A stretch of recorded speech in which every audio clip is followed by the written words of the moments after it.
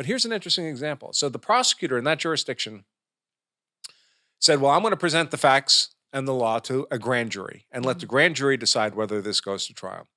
Normally, a grand jury is a completely one-sided affair because the prosecutor is not obliged to share evidence of innocence with the grand jury. They're only obliged to share evidence of guilt. And if we ever only hear one side of a story, it sounds pretty compelling, right? So normally a grand jury only hears from the prosecutor. They only hear the prosecutor's side. So they return an indictment, guaranteed. What this prosecutor did was say, you know what, grand jury, I'm going to show you all the evidence. The evidence consistent with guilt and the evidence consistent with innocence. All of it, which he doesn't have to do.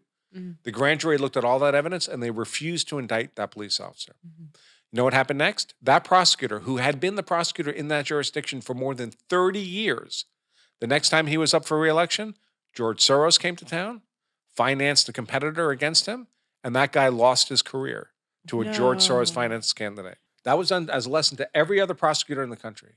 If you have a case like this and you present a fair narrative to the grand jury, when we want you to go after that cop, we're going to cost you your career. We're going to come in here, give a competitor $250,000 at your next election, and you're going to lose. So now other prosecutors are looking at this, and what happens when they get a case like this? You think they're going to treat it in a fair way with the grand jury?